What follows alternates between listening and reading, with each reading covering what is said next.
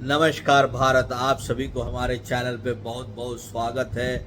और यह जो वीडियो है जिसकी एनालिसिस कर रहा हूँ, ये सुप्रिया सिन्हा जी ने बहुत ही जबरदस्त हमला किया है भारत की विदेश नीति पे। और शायद ये अभी तक का कांग्रेस का सबसे बड़ा हमला है भारत के आज के सरकार के ऊपर में।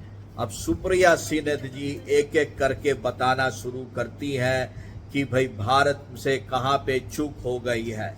पहला उन्होंने ये कहा है कि जितने सर्वदलीय टीम गई थी वह सब अपने एम्बेसी में जाके बात कर रहे थे।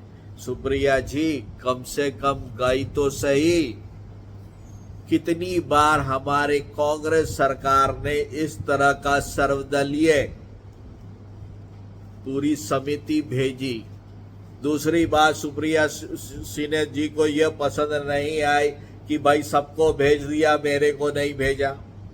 यही होता है ना। वो मिस कर रही थी वहां के डिनर को, वो मिस कर रही थी वहां के जो साइड से लोग घूमने के लिए गए।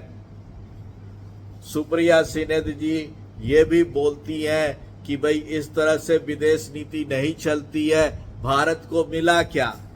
तो ये बताइए, जब हिंदुस्तान पर अटैक हुआ था कांग्रेस सरकार में, तो सरकार को क्या मिला था? जब वो घुस गए थे बाथरूम में, दरवाजा बंद कर लिए थे कि ना ना ना ना ना पाकिस्तान के साथ नहीं लड़ना है। अब आप ही बोलती हैं कि भाई सारी टीमों को लेकर चले गए और वहां पे उनको कुछ मिला नहीं, तो आपने अपने 4 नाम क्यों दे दिए थे?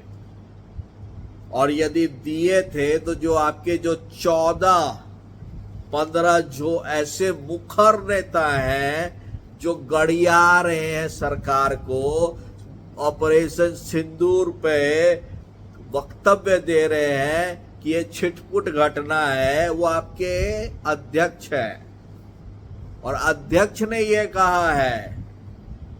तो आप ये कैसे कह रही हैं कि पाकिस्तान एक आतंकवादी देश है, जब आपके ही नेता बोलते हैं कि वहां से कोई घटना ही नहीं हुई? तो सुप्रिया सिन्हा जी, चापलूसी से काम नहीं चलता, ग्राउंड रियलिटी पर रहिए तभी काम चलेगा। और अंत में मुझे एक बात का बहुत दुख है और ये दुख मैं आपके साथ जरूर साझा करना चाहती हूं। हमारी विदेश नीति की सबसे बड़ी विफलता यह है कि हमने बड़े बड़े डेलीगेशंस बनाए, हमने वो बड़े बड़े डेलीगेशंस दुनिया के कोने कोने में भेजे अपनी बात को पहुंचाने के लिए, लेकिन हमारा विदेश मंत्रालय उन डेलीगेशंस की मुलाकात ना राष्ट्राध्यक्षों से करा पाया, ना प्रभावी ओपिनियन मेकर्स से करा पाया।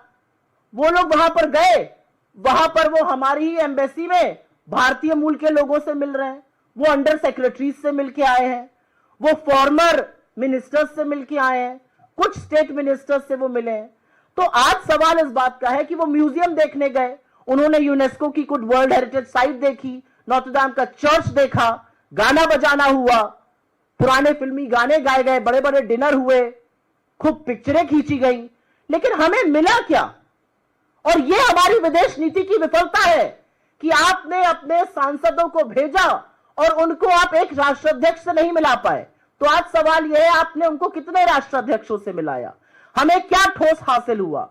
कितने राष्ट्र जहां पर हमारी ये डेलीगेशंस, जहां पे हमारे सर्वदलीय मंडल गए थे, उन्होंने हमारे पक्ष में उतर के बयान दिया? कितने राष्ट्रों ने पाकिस्तान के आतंकियों को शरण देने की निंदा करी? कितने राष्ट्र आज खुल के हमारे साथ हैं? तो कहां है हमारी डिप्लोमेसी, कहां है हमारी फॉरेन पॉलिसी? मुझे ऐसा लगता है कि हमारी फॉरेन पॉलिसी, हमारी डिप्लोमेसी लाल आंखों की लेजर लाइट वाली बनाने में, रीलों में कहीं खो चुकी है।